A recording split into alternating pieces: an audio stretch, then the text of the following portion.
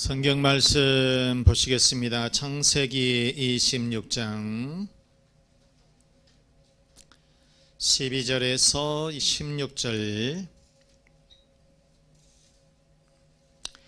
이삭이 그 땅에서 농사하여 그 해에 100배나 얻었고 여호와께서 복을 주심으로 그 사람이 창대하고 왕성하여 마침내 거부가 되어 양과 소가 떼를 이루고 종이 심히 많음으로 블레셋 사람이 그를 시기하여 그 아버지 아브라함 때에 그 아버지의 종들이 판 모든 우물을 막고 흙으로 메었더라. 16절.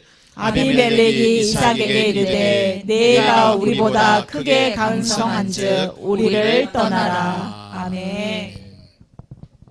제목 한번 보시겠습니다. 점점 창대해지는 이삭. 시작. 바로 여러분이에요. 하나님께서 여러분들에게 점점 창대해지는 이삭과 같은 복을 주실 줄로 믿습니다. 아멘.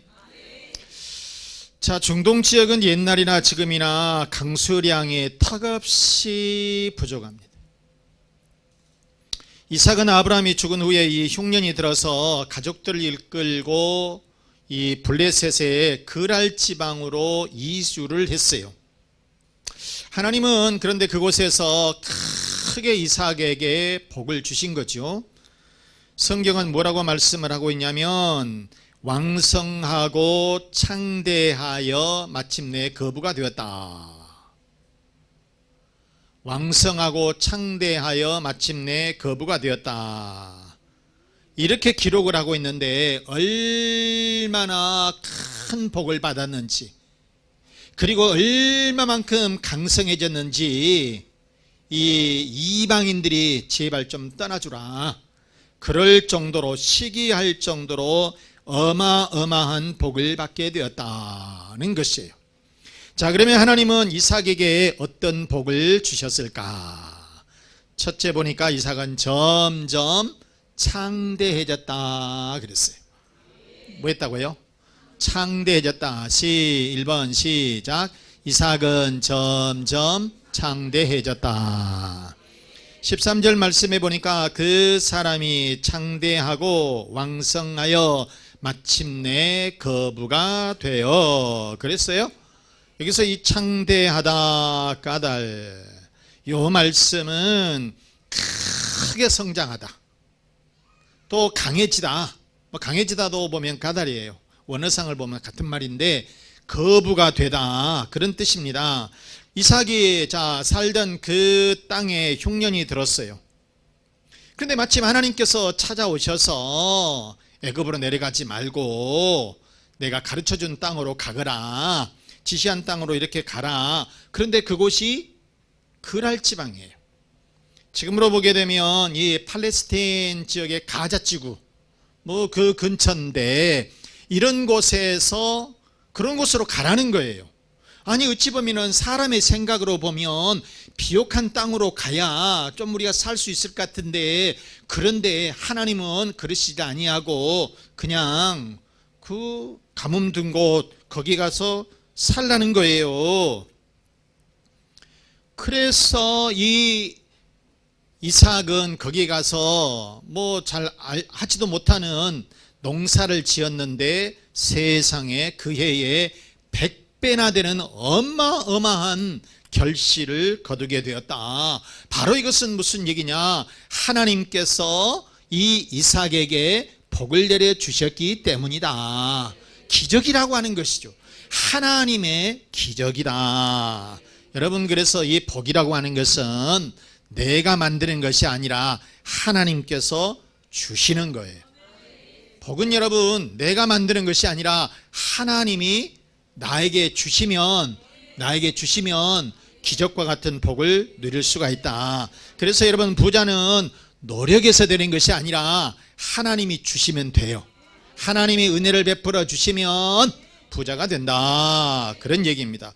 그러므로 이삭이 누린 이러한 커다란 축복은 우연히 된 것이 아니에요.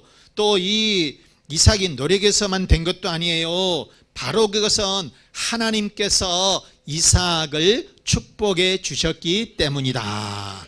그래서 결국 이삭은 점점 뭐하고 창대해지고 왕성해지고 그래서 마침내 거부가 되었다. 그런 말씀인 거죠. 자, 우리가 이삭의 아들 야곱이라고 하는 사람이 나옵니다. 야곱은 외삼촌 집에서 20년 있었는데 14년 동안은 그냥 아무것도 얻지를 못했어요. 그저 아내를 얻는 것, 자식을 낳는 것, 그거밖에 없었어요. 그런데 나중에 6년 동안에 육신적인 축복, 물질적인 축복을 엄청 받게 된 거예요. 그전에는 그냥 14년 동안은 일만 했어요. 그래도 자기에게는 단 한 푼도 없었어요. 하나도 자기에게 무엇이 없었어요. 그런데 나중에 우리가 잘 아시지만은 이 야곱이 외삼촌하고 계약을 맺어요. 양 새끼를 낳으면 알록달록한 것을 저에게 주세요. 양이 새끼 나면 까만 것을 주세요. 이게 여러분 그때도 말씀을 드렸지만 양은 알록달록한 새끼가 안 태어난다니까요. 까만 양이 없단 말이에요. 그런데 불합리한 조건, 이런 조건을 내세우고 이 야곱이 이렇게 조건을, 안 좋은 조건, 불합리한 조건을 세웠는데, 그런데 이 양의 새끼들이 태어날 때 건강한 새끼가 태어나게 되면 알록달록한 것이 태어나요. 까만 것이 태어나는 거예요. 이게 사람으로 되는 일이냐고요. 하나님께서 야곱을 축복해 주시려고 하니까 태어나는 새끼들마다 알록달록한 것이 태어나고 까만 것이 태어나더니 6년 만에 이 들판이 야곱의 양떼로 가득 채워지게 되었다라고 하는 그런 얘기예요. 오늘날로 얘기한다면 기업을 이룰 정도로 큰 부자가 되었다. 그래서 야곱은 엄청난 부를 축적을 해가지고 고향으로 돌아오게 되었던 것입니다. 이 맥스웰 몰츠가 쓴 이 성공의 법칙, 이 사람이 쓴 말이 재미가 있어요. 신발끈을 맬 수만 있다면 당신도 성공할 수 있다. 한번 읽어볼까요? 시작. 신발끈을 맬 수만 있다면 당신도 성공할 수 있다. 아멘. 나도 성공할 수 있다. 우리도 성공할 수 있다. 아멘. 그런 책이 있는데, 책에 이 셀라킨이라고 하는 이 아이가 있습니다. 그런데 이 아이는 태어날 때 언청이로 태어나요. 심한 언청이로 태어나는데, 그래서 친구들에게 엄청 놀림을 받습니다. 학교를 가는데 애들한테 너무너무 놀림을 받아요. 그러면 선생님이라도 이렇게 잘 보호해 주면 되는데 선생님조차도 그 아이를 바보 취급을 해요. 얘가 학교를 제대로 다닐 수가 없었어요. 너무너무 힘들고 왕따 당하고 괴롭힘을 당하고. 그래서 그 아이가 16살 때에 44달러, 몇 푼 안 되는 돈이잖아요. 그걸 가지고 집을 나섭니다. 그래서 백화점의 간이 식당에서 거기 들어가서 그릇 닦는 일을 붙어서 여기가 시작을 해요. 16살이면은 뭐 요즘으로 말하면 중학생 정도 되겠죠.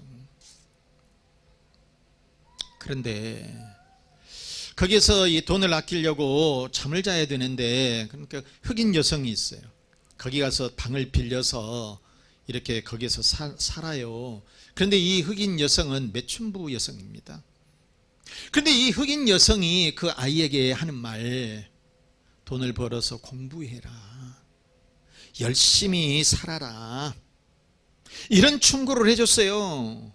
내가 돈을 벌어서가 아니라 돈을 벌어서 열심히 공부하고 열심히 살면 너도 성공할 수 있다. 그래서 이 아이가 더 열심히 일을 해요. 그리고 3,000달러나 되는 어마어마한 수술 비용을 들어서 자기 언청의 수술을 깨끗하게 해요. 그리고 자기는 자신감을 회복을 합니다. 본인이 이제 자신감을 회복해서 내가 학교를 다녀야 되겠다, 공부를 더 많이 해야 되겠다. 그래서 비즈니스 스쿨에 이렇게 다니게 되고, 그리고 대학에서 12년 이렇게 공부를 하면서 신문학 학사학위를 받게 되고요, 졸업 후에 기자로 활동을 하면서 부사장 자리까지 올라가요. 그러면서 더 높아져 가지고 중개인과 투자 컨설턴트 경력을 쌓게 되고, 그리고 마침내 투자 신탁 회사의 회장까지 올라가요. 남들에게 손가락질 당하고 남들에게 엄청나게 괴롭힘을 당했던 이 언청이 소녀. 그런데 그가 이런 모든 것들을 다 제치고 열심히 살고 열심히 공부해서, 그리고 직장생활 열심히 하고 또 이렇게 사업적인 부분에 열심히 살게 되다 보니까 회사의 사장, 회장에까지 올라가는 큰 성공을 거두게 되었다라고 하는 것입니다.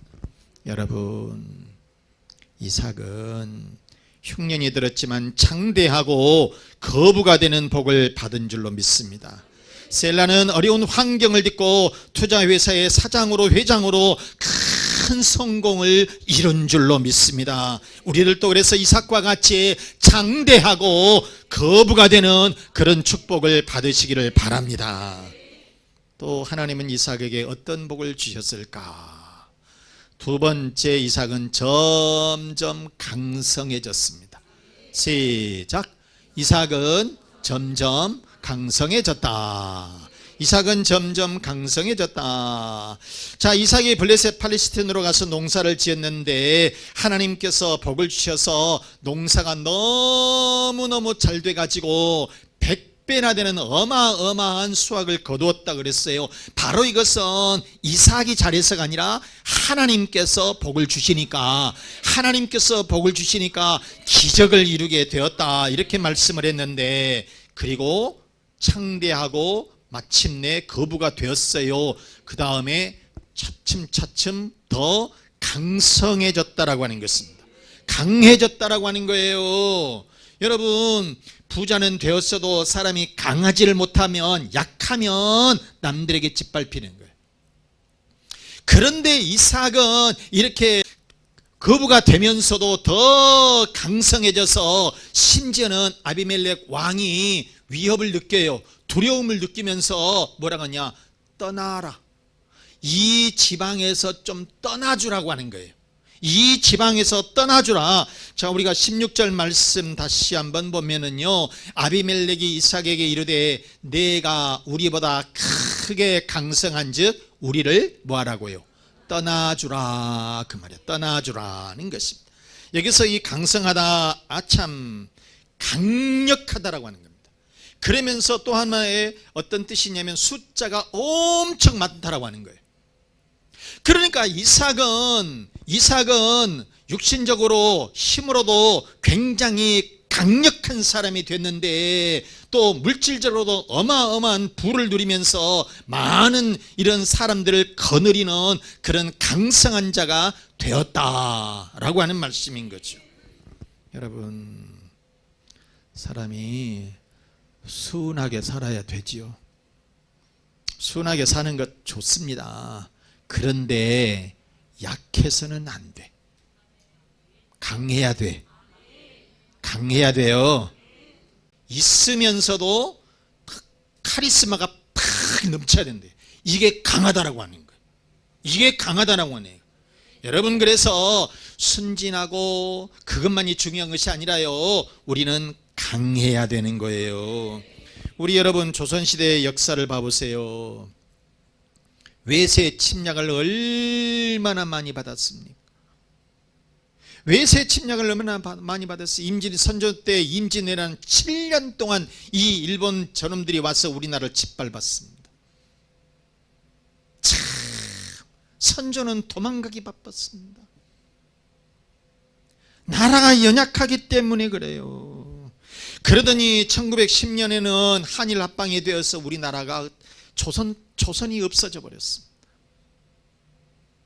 조선이 없어졌어요. 36년 동안이나 짓밟혔습니다. 그런데 결국 어떻게 1945년에 해방이 되어서 좀 살만했더니 1950년에는 공산 북한 놈들이 또 쳐들어왔어. 3년 동안이나 전쟁을 치르면서 6.25 전쟁을 치르면서 사망자, 부상자, 실종자가 우리 편에서 98만 명, 약 100만 명이나 그런 큰 손실을 보았습니다. 여러분, 왜 그랬을까? 힘이 없으니까 그러는 거예요. 약하니까 그러다는 거예요. 그러니까 이렇게 비참하게 우리가 당한다는 거예요. 우리는 여러분 강해야 돼요. 강성해야 된다는 거예요. 강할 때에 여러분 남을 짓밟으라고 하는 것이 아니라 우리는 우리를 지키기 위해서 강해야 된다라고 하는 것이에요. 사무엘하 5장에 보면 다윗이라고 하는 사람이 나옵니다. 이스라엘의 역사 중에서 가장 위대하고 강했던 이 왕이 다윗입니다. 다윗은 그런데 어떻게 태어납니까? 이새의 8아들 중에서 망둥이로 태어난단 말이에요. 그런데 그 사람이 왕이 됐습니다. 30살에 왕이 돼가지고 40년 동안을 통치를 하는데 이스라엘에 그때처럼 강한 때가 없었어요. 굉장히 강성하면서 바로 이웃 나라들이 조공을 바칠 정도로 강해졌다라고 하는 것이에요. 여러분 사무엘하 5장 10절 말씀에 보면은요, 만군의 하나님 여호와께서 함께 계시니 다윗이 어쨌다? 점점 강성하여 가니라. 아멘. 다시 한번 시작. 만군의 하나님 여호와께서 함께 계시니 다윗이 점점 강성하여 가니라. 다윗이 왜 이렇게 강성해졌느냐? 하나님이 함께 해주시니까, 하나님이 함께 해주시니까 강성해졌다. 다윗은 이처럼 왕이 된 후에 막강한 국방력을 가지고 이웃 나라들을